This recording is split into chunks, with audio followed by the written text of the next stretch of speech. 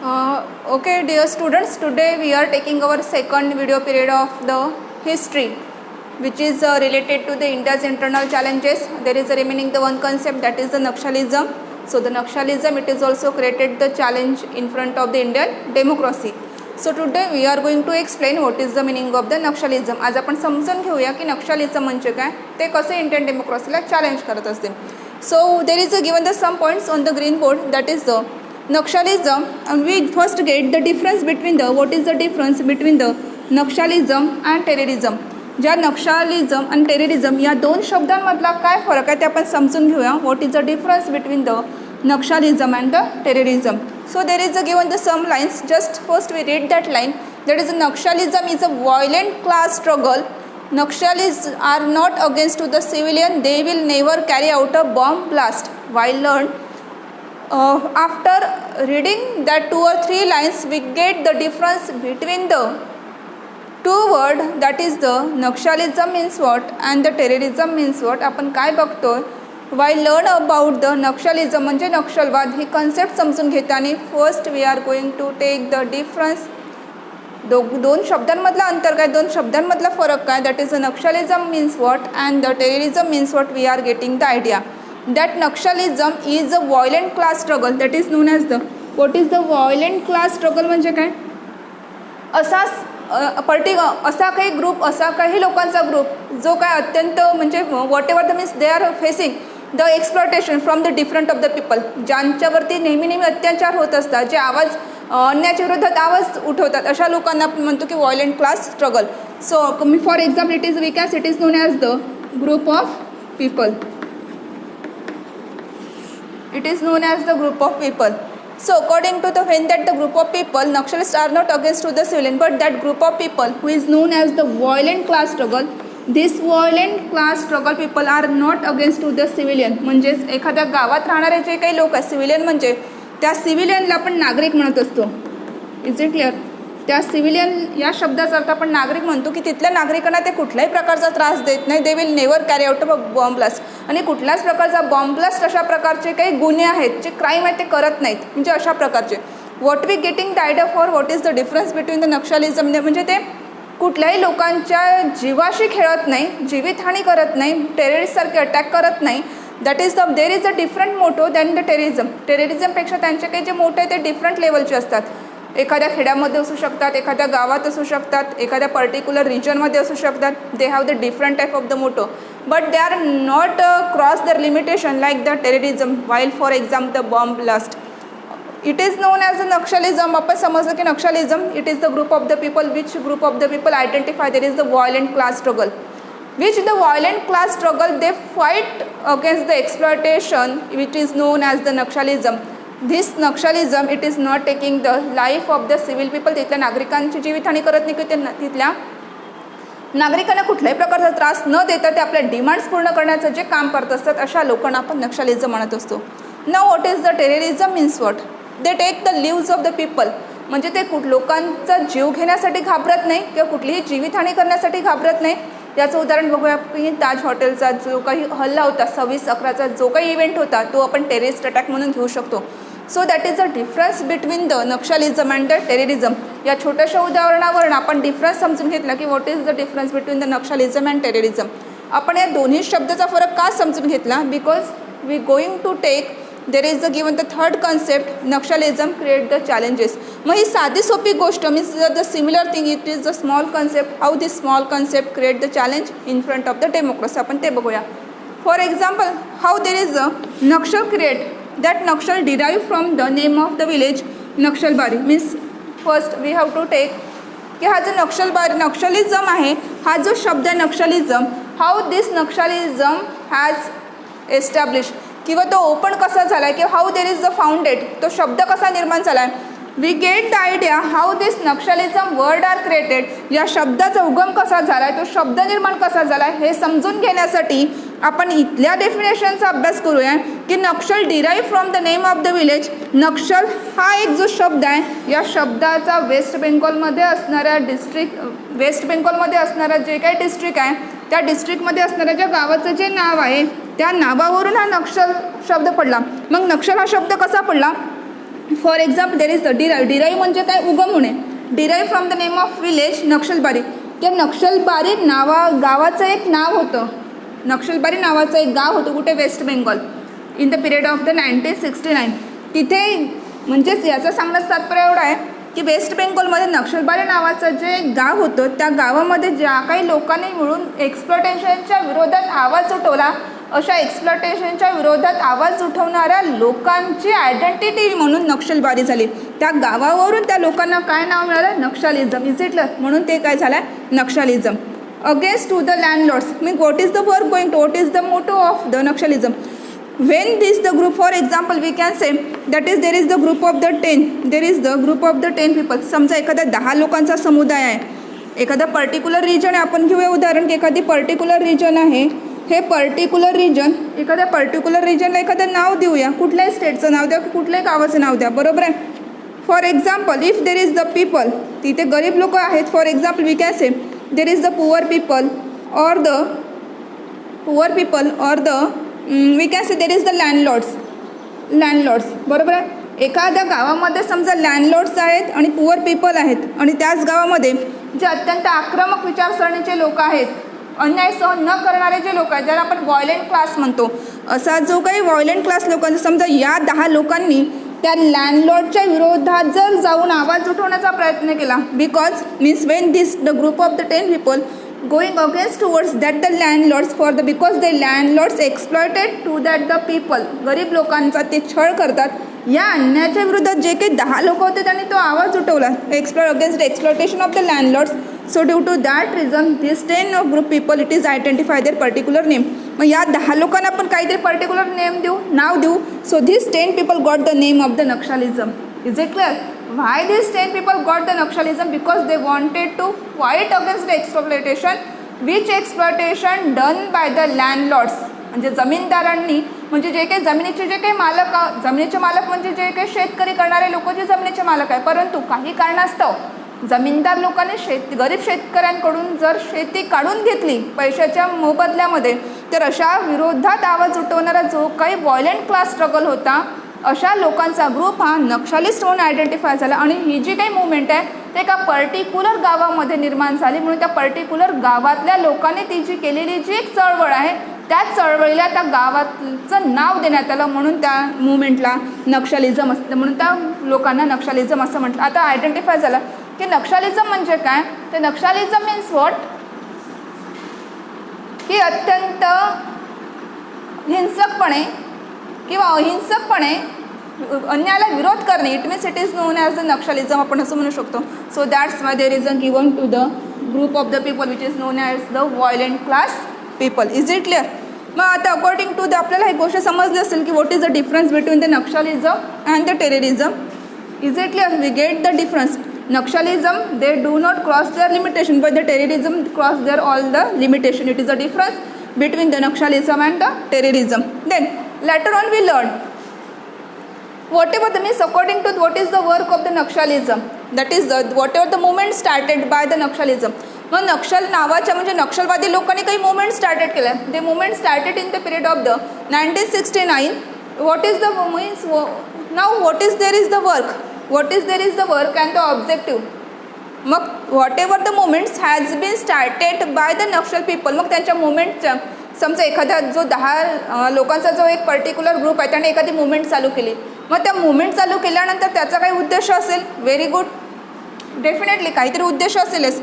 So what is the behind the motto, त्यांचं काम काय, because they wanted to fight against the exploitation against to the लँडलॉर्ड्स.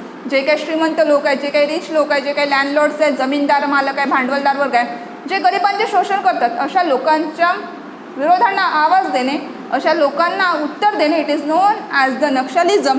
मग according what is the objective, but later on with the passage of time, वेळेच्या कालावधीनुसार नक्षलिझमच्या ज्या movement आहेत त्याचे phase बदलत गेले. सो एक फेज आपण हा बघूया की means what is the objective. Now in this day what is the work of the Naxalism? They totally cross their limitations, not in the higher manner, but they somehow cross their limit. Now they going to the oppose to the government policy, whatever the policies has been launched or started by the government. If it is the welfare policy, or the welfare scheme that is totally denied by the Naxalist class. And what is the work? This the Naxalist people given to the help to the people who are related to the tribe class, scheduled class, poor people. That is what is the work? What is the work of the Naxalist people? The work of the Naxalist people, they given the help to the people who are related to the scheduled caste tribe and the deprived class. Which classes are not too much developed, they provide the help to the people.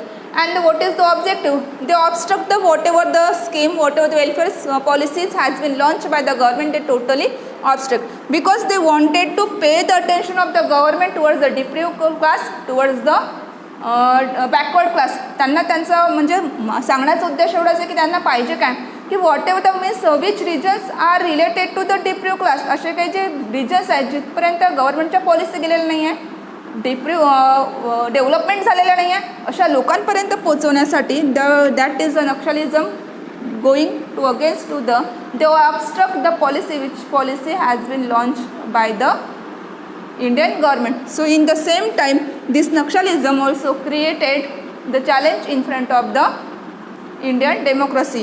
Now the question is that how the Naxalism create the challenge in front of the democracy. In the same case we can say when this Naxalism obstruct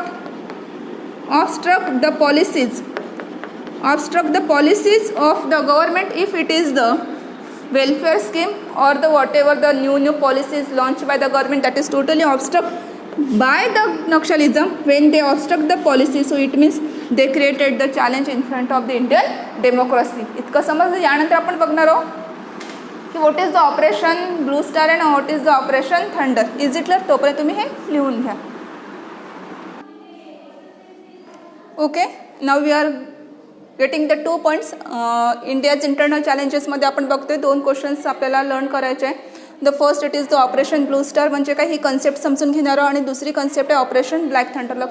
लक्ष द्या आपण काय बघतो यामध्ये. आपण 2 concept समजून घेणार आहोत. एक म्हणजे की ऑपरेशन ब्लू स्टार म्हणजे काय आणि दुसरी ऑपरेशन ब्लॅक थंडर. आता ऑपरेशन ब्लू स्टार आणि ऑपरेशन ब्लॅक थंडर हे समजून घेत असताना ते इयर दिले आहे. हे इयर जर लक्षात जर घेतले तर आपल्याला एक आपण जर समजायचे जे काही इयर दिले आहे, for example 1973, 1973, 1980, 1981, 1983, 1844 and 1986. I think it is 1944. Okay. While getting जर आपण अभ्यास करतोय तर आपण जर इयरनुसार जर लक्षात ठेवलं तर आपल्याला एक इव्हेंट येईल. म्हणजे फॉर एक्झाम्पल 1973 इथे 2 इव्हेंट आहे. एक हा फर्स्ट इव्हेंट दिला, इथे हा सेकंड इव्हेंट दिला आहे. आपण इव्हेंटनुसार अभ्यास केला तर आपल्याला इयर पण लक्षात राहील आणि ती कुठल्या इयरला काय झालं आहे, ज्याच्यामध्ये आपल्याला MPSCचा अभ्यास करता आणि जर समोर जाऊन जर तुम्हाला त्याचा अभ्यास करायचा असेल तर हे मुद्दे तुम्ही लक्षात ठेवू शकता की what ever the event of the 1970ला एक इव्हेंट होता, 1970ला 2 event which is event happen in to the Punjab. आपण पंजाबचा अभ्यास करत असताना means what ever the internal challenge, India's internal challenge या गोष्टीचा अभ्यास करत असताना एक कॉन्सेप्ट बघितली होती की नक्षलिझम म्हणजे काय आणि दुसरी बघितली होती की टेररिझम म्हणजे काय. या दोन्ही गोष्टीचा अभ्यास करत असताना ते इन्क्रीज कसं होतात किंवा त्या समस्या निर्माण कशा होतात, छोट्या गोष्टीपासून मोठ्या गोष्टीकडे कशा जातात, म्हणजे small cause create the lot of number of the challenges. या गोष्टी जर समजून घ्यायचं असेल तर एक आपण समजून घ्या की पंजाबमध्ये एक छोटीशी जी गोष्ट झाली which is known as operation blue star आणि which is known as operation black thunder. It is cause that the terrorist attack. हे टेररिस्ट अटॅक कसे असतात हे समजून घेण्यासाठी आपण या गोष्टीचा अभ्यास करतोय. आणि या इव्हेंट प्रत्येक इव्हेंट कुठला इयरला झाला हे लक्षात ठेवण्यासाठी जर आपण सिरियल वाईज जर इव्हेंट इयर लक्षात ठेवले तर आपल्याला इव्हेंट लक्षात राहील. इथे काही इव्हेंट दिला आहे म्हणजे for example 1973 there is a first event, 1973 second event म्हणजे 1973ला 2 गोष्टी घडल्या. त्या 2 गोष्टीला आपण फर्स्ट इव्हेंट आणि सेकंड इव्हेंट म्हटलं आहे. मग 1980ला थर्ड इव्हेंट, 1981ला फोर्थ इव्हेंट, 1983ला फिफ्थ इव्हेंट, 1944ला 6th इव्हेंट आणि 1986ला 7. Is it clear? म्हणजेच आपण मराठीत लक्षात घेऊया. 1973, 1980, 1981, 1983, 1944, 1986 म्हणजे ऑपरेशन ब्लू स्टार आणि ऑपरेशन ब्लॅक थंडरचा जर अभ्यास करत असताना आपण करत आहोत तर आपल्याला लक्षात ठेवायला पाहिजे की कुठल्या इयरला काय झालं, मग यामध्ये किती इयर येतात. या दोन्ही गोष्टीमध्ये ऑपरेशन ब्लू स्टार आणि ऑपरेशन ब्लॅक थंडर या दोन्ही गोष्टीचा अभ्यास करत असताना या 2 गोष्टी ज्यावेळेस झाल्या, या 2 गोष्टी कुठे झाल्या, गोल्डन टेम्पल. Golden temple. मग हे गोल्डन टेम्पल कुठे आहे? This golden temple situated in Punjab. पंजाबमध्ये असणारं जे काही गोल्डन टेम्पल आहे त्यामध्ये जाणाऱ्या त्यामध्ये ज्या काही 2 घटना घडल्या त्या 2 घटनांना एक आहे ऑपरेशन ब्लू स्टार असं म्हटलं जाते आणि दुसऱ्या घटनेला ऑपरेशन ब्लॅक थंडर म्हटलं जाते. इज इट लक्षात राहील?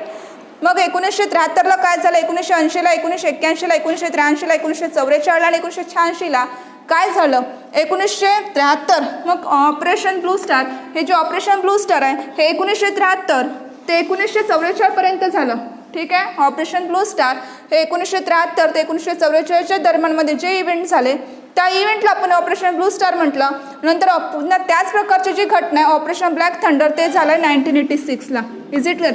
मग 1986ला काय झालं? लक्षात राहील की 1986ला काय झालं आहे? The 1986 in a Punjab event that is known as the operation black thunder नावाचं इव्हेंट होता which is known as the operation black thunder. या सर्व घटना, या सर्व घडामोडी बघत असताना आपण काय बघतो की धीज ऑल द थिंग्स, ज्या 2 गोष्टी कुठे घडल्या पंजाबमध्ये, त्या कशासाठी घडल्या, कुठल्या इयरला काय इव्हेंट झालं, कशा डिमांड्स होत्या, त्या सगळ्या गोष्टी आपण बघूया. There is a given the period of the 1973. 1973ला हात लावण्याच्या अगोदर, म्हणजे if you going in to the past event. Now there is a we are live in to the 21st century. आपण आज 21व्या शतकामध्ये राहतो. But while live in to the 21st century we get the idea of the 1973. 21व्या शतकात राहत असताना आपण 1973चा अभ्यास करतोय.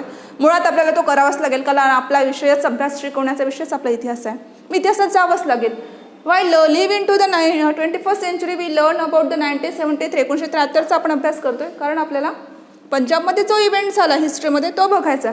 मग 1973 there is a given the establishment of the Akali Dal in the period of the 1973. They put some demand in front of the government which that Akali Dal which is the leader of that Akali Dal it is known as the Harcharan Singh. लक्षात राहील की अकाली दलचा जो काही leader होता त्या लीडरचं नाव काय होतं? What is the name of the leader of the Akali Dal? The name of that the leader of the Akali Dal it is known as the Harcharan Singh. That Harcharan Singh establish, Harcharan Singh नावाचा जो एक माणूस होता, जो काही व्यक्ती होता, त्या व्यक्तीने अकाली दल नावाच्या समूहाची, ग्रुपची काय केली? एस्टॅब्लिशमेंट केली. किती? 1970ला. ते पण 1973ला मग त्याने एक डिमांड पण केली. Akali Dal put the demand and came in to the power. या केम इन टू पॉवरचा अर्थ असा होतो की 1973ला अकाली दल नावाचा एक ग्रुप आहे, एक समूह आहे, तो समूह अस्तित्वात आला. कधी? 1973ला. मग अस्तित्वात आल्यानंतर अकाली दल नावाचा समूह जेव्हा 1973ला अस्तित्वात आला, तो अस्तित्वात आल्यानंतर त्यांनी काय डिमांड ठरल्या? कोणासमोर? गव्हर्नमेंट समोर. Which demand put by the Akali Dal in front of the government? That is the they wanted to demand the separate Khalistan. त्यांनी 2 डिमांड पुट ठरल्या. एक डिमांड म्हणजे they wanted to the river from the holy water from the river which is in Amritsar. अमृतसरमध्ये जे river आहे which is known as Amritsar river, they wanted to the water, means they have the only particular right for getting the water from the Amritsar river. Is it clear? That is the first demand. And the second demand they wanted to the separate of the Khalistan. त्यांना खलिस्तान म्हणजे whatever the people who belong to the Punjab, means if we are the Punjabi people, so what in the if the different type of, means the Punjabi people is separated into the different region, so just we get the collect of that all the people to getting together, it means it is known as the demand in front of the government. They wanted to the separate Khalistan which is only leave the people of the Sikh people. Is it clear? Or the Punjabi people. So they demand the Khalistan. त्यांनी खलिस्तानची मागणी केली. कधी? 1970ला काय झालं? म्हणजे 1973ला काय झालं? 1973ला अकाली दल नावाचा ग्रुप अस्तित्वात आला. त्याने 2 डिमांड ठरल्या गव्हर्नमेंट समोर. पहिली डिमांड 1973ला केली, दुसरी डिमांड त्याने 1980ला केली. 1973ला कोणती डिमांड केली? Just they have the particular right on the water river in Amritsar. आणि ते second demand they wanted to the separate Khalistan. त्यांनी खलिस्तान म्हणजे एक वेगळ्या प्रदेशाची मागणी केली in front of the government. मग खलिस्तानची आपण कन्सेप्ट समजून घेऊया की खलिस्तान म्हणजे काय, कशाला म्हणतात, which region it is known as the Khalistan. आपण जर उदाहरण घेऊया, इकडे जर तुम्ही लक्ष देत असाल, बघत असाल तर फॉर एक्झाम्पल आपण उदाहरण घेऊया की हा इंडिया बनतोय आपण. Is it clear? We can say it is known as the India. हा नॉर्थ जाऊ देऊ, हा सॉर्थ, हा वेस्ट आणि हा ईस्ट. बरोबर आहे? भारत आहे. भारताला 4 विभागात 4 डायरेक्शनला टाकलं आपण, नॉर्थ, साऊथ, वेस्ट, ईस्ट. इकडे जर थोडा विचार केला तिकडे पाकिस्तान आहे, इकडे नॉर्थ इंडियन प्लेन आहे. बरोबर आहे? जिओग्राफीला आपण शिकलो सब डिव्हिजनमध्ये. मग पंजाब आहे, हरियाणा आहे, गुजरात, इकडे जर जाल तर गुजरात आहे. मग विच रिजन, असे जे काही हा जो काही तुम्ही बघाल एवढा जो काही रिजन आहे त्या सेपरेट रिजनला खलिस्तान म्हणून त्यांनी डिमांड केली. मग खलिस्तानमध्ये येणारे कोणकोणते प्रदेश येतात, मग आपण ते बघू. खलिस्तानमध्ये त्यांनी गुजरातची मागणी केली, पंजाबची मागणी केली, हिमाचल प्रदेशची मागणी केली, हरियाणाचा भाग मागितला, जम्मू काश्मीर आणि हरियाणा. Is it clear? हे जे काही प्रदेश आहे या सर्व प्रदेशांवर फक्त कोणाचा राईट असावा? पंजाबी पीपल. म्हणजेच those people who are only speak in Punjabi language. आपण रिजनलिझम बघितले अगोदर. रिजनलिझम म्हणजे प्रादेशिकवाद आलाच. Is it clear? So they demand. मग who put the demand in front of the government? They wanted to the separate Khalistan. ही सुद्धा एक मुवमेंट आहे. Separate Khalistan, that the Akali Dal, who was known as the Harcharan Singh, who was the leader, that leader of the Akali Dal, they put the demand in front of the government. They wanted to the separate Khalistan. त्यांना separate खलिस्तानची मागणी केली की आम्हाला आमचा प्रदेश वेगळा पाहिजे, ज्यामध्ये फक्त शीख लोक राहतील आणि त्यांची भाषा ही पंजाबी असेल. Is it clear? लक्ष द्या. तर अकॉर्डिंग टू दॅट मग खलिस्तानची सेपरेट कॉन्सेप्ट आपण समजून घेऊया की खलिस्तान म्हणजे कशाला म्हणतात. आपण इथे उदाहरण बघितलं होतं की हा जो इकडला नॉर्थ वेस्ट साईडला येणारे जे काही रिजन आहे त्या सेपरेट रिजनची मागणी त्यांनी केली की हा जो सेपरेट रिजन आहे तो सेपरेट रिजन म्हणून खलिस्तान. मग खलिस्तानमध्ये येणारे कुठले प्रदेश त्यांनी मागण्याचा प्रयत्न केला, या गोष्टीचाही आपण अभ्यास केला, या गोष्टीचा आढावा घेतला. मग त्यांनी कुठल्या स्टेटची मागणी केली की खलिस्तान म्हणजे आपण आयडेंटिफाय करू, अभ्यासात मदत होईल की खलिस्तान म्हणजे गुजरात, पंजाब, हिमाचल प्रदेश, हरियाणा, जम्मू काश्मीरचा काही भाग, एवढ्या भागाला मिळून त्यांनी सेपरेट खलिस्तानची मागणी केली. Is it clear? So they put this demand in front of the government. 2 year बघितले, 1973च्या 2 घटना, 1980ची 1 घटना. Is it clear? नंतर आपण मग आपण येतोय 1981. मग 1981ला which events happen in the period of the 1981. 1981ला कुठली डिमांड? द जनरल सिंग बिंदरवाले सपोर्टेड. मग आता याचा अर्थ असा होतो, आपण काय बघतोय की means according to there is the leader of the Harcharan Singh, those people, this group of leader put the demand in front of the separate Khalistan, and General Bhindarwale Singh also give the support to the people who is known as Harcharan Singh, who demanded the separate Khalistan. म्हणजे भारताचे तुकडे, means it is known as the broke the unity of nation. Is it clear? And we very well know that if the broke the unity of nation, it means there is a create the challenges in front of the democracy. लोकांची विभागणी आली, देशाची विभागणी आली, स्टेटची विभागणी आली. So these people, whose people, that is the General Singh Bhindarwale support to the Harcharan Singh, and in the period of the 1981 he was also, who is known as the supporter, he was also arrested in the period of the 1981. 1981 ला पोलिसांनी त्याला अटक केली. 1981 ला general Singh भिंदरवाल्याला पोलिसांनी अटक का केली? Because he was arrested in the case of the murder of the newspaper editor. Is it clear? लक्षात राहील. Then in the period of the 1983, मग 1983 ला काय झालं? आता आपण बघितलं कोणकोणत्या घडामोडी झाल्या. 1973च्या म्हणजे 1973च्या 2 घडामोडी बघितल्या. मग 1981, 1980 आणि 1981, 1973, 1973, 1980, 1981. मग 1981 पर्यंत आपण आलो की general भिंदरवाले he was the support and he was also arrested by the police because he was trapped in the murder of the newspaper editor. Mug, due to that reason, there is the creation the conflict in Punjab province. There is the creation the conflict in the Punjab province. If there is a create the conflict into the Punjab province, so whatever the peace म्हणजे शांतता, म्हणजे पंजाब मध्ये असणारी जी शांतता आहे ती काय झाली? ब्रोक झाली. Is it clear? Peace of the Punjab, it is totally banished by the Khalistan movement. Is it clear? Then, as a result, when there is the total creation of the म्हणजे त्याच पंजाबमधली परिस्थिती अतिशय गुंतागुंतीची झाली या घटनेमुळे. As a result मग तिथे आणीबाणी लागली. आपल्याला माहिती आहे आणीबाणी म्हणजे काय आहे? Yes, definitely there is the president rule, याला आपण आणीबाणी म्हणत असतो. In the period of the 1983 there is the establishment of the president rule. President माहिती आहे? प्रेसिडेंट माहिती आहे? देशाचा कोण असतो प्रेसिडेंट? देशाचा जो अध्यक्ष आहे किंवा जो main according to the president rule, म्हणजे तिथे कुठल्याही स्टेटचं काहीच वर्क चालणार नाही, तिथे फक्त देशाचा जो आपला प्रेसिडेंट आहे त्याचं तिथे काम असतो. It is known as the, आपण त्याला आणीबाणी म्हणत असतो. Is it? मग in the period of the 1983 there is the establishment of the president rule. दोन गोष्टीचा फरक बघूया आपण, प्रेसिडेंट आणि प्राईम मिनिस्टर.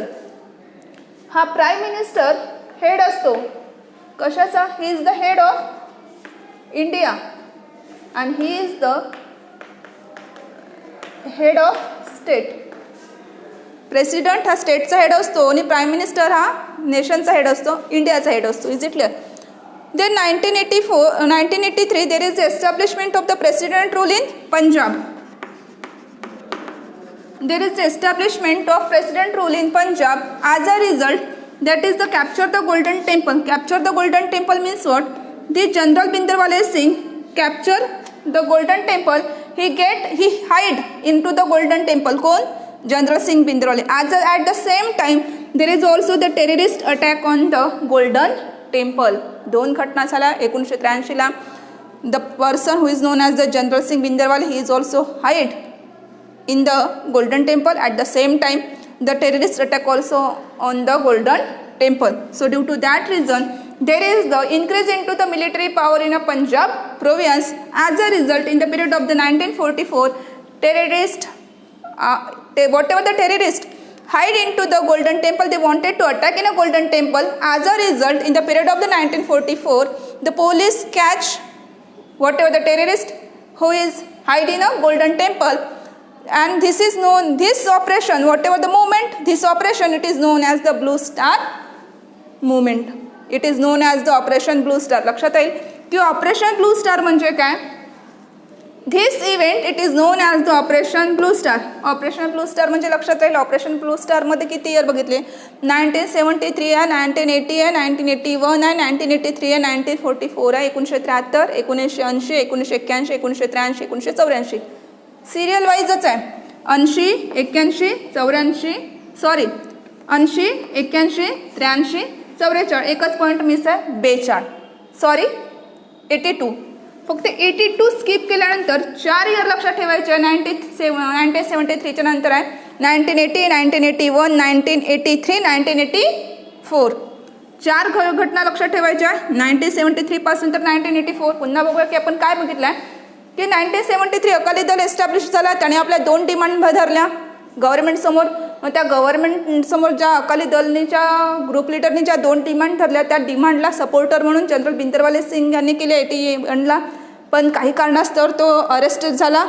एडिटरच्या जो काही न्यूजपेपरचा एडिटर होता त्याच्या खुनाचा आरोप त्यावरती लागण्यात आला. त्यानुसार मग त्याने आश्रय घेतला गोल्डन टेम्पलचा. त्याच ॲट द सेम टाईमला तिथे टेररिस्ट अटॅक झाला. या दोन्ही लोकांना पकडण्यासाठी मग जे काही मिलिटरी फोर्स होती, जे काही पोलीस होते, त्यांनी गोल्डन टेम्पलवर अटॅक करून जे काही टेररिस्ट होते त्यांना त्या गोल्डन टेम्पलमधून काय केलं? कॅच केलं. ही जी काही घटना आहे, ही जी काही मुवमेंट आहे, this movement it is known as the operation blue star. लक्षात राहील, या घटनेला ऑपरेशन ब्लू स्टार असं म्हणतात. मग आता दुसरी जी इव्हेंट दिली आहे की operation black thunder. Operation black thunder काय? This Operation Black Thunder it is also established in the period of the 1986.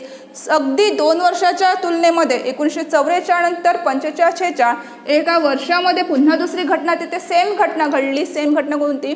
की गोल्डन टेम्पलवरती पुन्हा आतंकवादी टेररिस्ट अटॅक झाला आणि त्या टेररिस्टना पकडण्यात पुन्हा पोलिसांना मदत आली. पोलिसांना पुन्हा काय म्हणतात त्याला मराठीत, पोलिसांना पुन्हा ते मिळाले.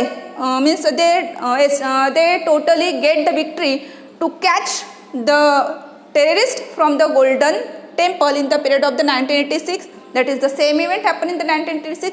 So this movement, this event it is also known as the Operation Black Thunder. Is it clear? Operation Blue Star 1984 not 84, 1944 and according to the 1986. Sorry, इथे बहुतेक 1984 असेल, चेक करजा. So in the 1983 and the 1984 and it is the 1986. So we learned the two concepts, that is the Operation Blue Star and Operation Black Thunder, which is the regarding to concept of the India's internal challenges. सांगण्याचा मुद्दा इतकाच आहे, तात्पर्य इतकंच आहे की आपण जेव्हा ऑपरेशन ब्लू स्टार किंवा ऑपरेशन ब्लॅक थंडर या गोष्टीचा अभ्यास करते आणि चॅलेंज कसं निर्माण केला आहे. चॅलेंज म्हणजे काय की आपण बघत होतो why learn about the challenges in front of the create the democracy. Terrorism एक चॅलेंज बघितलं होतं आपण. हे टेररिझम एक चॅलेंज बघत असताना हे चॅलेंज सॉर्ट आउट करत असताना गव्हर्नमेंटला खूप सारे कामं करावे लागतात. Means they wanted to increment in to the military power, police force, या सगळ्यामध्ये means according to there is the economically we face the challenges. Is it clear? So this terrorist attack, it is also create or they try to broke the peace of nation. देशामध्ये असणारी शांतता आणि सुव्यवस्था बंद करणे किंवा बेकार करणे किंवा टोटली डिस्ट्रॉय करणे, म्हणजे देशातली जी काही शांतता आणि सुव्यवस्था आहे ती टोटली अस्ताव्यस्त करणे, डिस्ट्रॉय करणे, हा एकच जे काही टेररिस्ट असतात त्यांचा तो उद्देश असतात. त्या उद्देशाने जे काही गोल्डन टेम्पलवर त्यांनी अटॅक केला, पण त्या अटॅकमध्ये त्यांना काही यश मिळालं नाही. Because we get the what ever the police force they totally catch that the terrorist who hide in to the golden temple. So in the same case आपण हा मुद्दा इथे संपवतो. ऑपरेशन ब्लू स्टार आणि ऑपरेशन ब्लॅक थंडर इथे संपत आहे. आपण शेवटी आढावा घेतोय फक्त की these all the points if it create the correlation, की टीचर यामध्ये काय कोरिलेशन आहे. ज्यावेळेस आपण ऑपरेशन ब्लू स्टार आणि ऑपरेशन ब्लॅक थंडर बघतो आणि लेसनचं नाव आहे की इंडियाज इंटरनल चॅलेंजेस, तर सांगण्याचं तात्पर्य एवढंच आहे की या दोन्ही ज्या काही घटना आहे या दोन्ही घटना म्हणजे टेररिस्ट अटॅक आहे. टेररिस्ट अटॅक, आणि ज्यावेळेस टेररिस्ट अटॅक असतो दे किल्ड कोणाला, human power. They try to kill the human power, किंवा त्यांना पकडून दे पुट द डिमांड. ते गव्हर्नमेंटसमोर कुठलाही डिमांड करू शकतात. Is it clear? आणि त्या demand it is not in to the legal. If it is the illegal demand असू शकतात, so in the same case means that what ever the terrorist, that terrorists create the threat towards the peace of the nation. So due to that reason this terrorist attack it has also create the challenge in front of the Indian democracy. एवढं बघून आज आपण थांबतोय. आज आपण जे काही 2 questions घेतले ते दोन्ही क्वेश्चन्स हे सगळे पॉईंट्स तुम्ही लिहून काढा. उद्या आपण पुन्हा एकदा शॉर्ट ब्रीफमध्ये विचारणार आहोत की ऑपरेशन ब्लू स्टार आणि ऑपरेशन ब्लॅक थंडरमध्ये काय हे दोन्ही क्वेश्चन आपण टेस्टमध्ये विचारणार आहोत. तुम्ही त्याचा पुरेपूर अभ्यास करा. सगळे तुम्ही पॉईंट्स लिहून घ्या. आणि एवढं आज आपण बघितलं आहे operation blue star, operation black thunder, Naxalism movements, या सगळ्या गोष्टी आपण बघितल्या. तर इतकं आज लक्षात आहे. आपण आज नंतरच्या ज्या काही कन्सेप्ट आहे त्या नंतरच्या व्हिडिओमध्ये बघूया. Okay, thank you.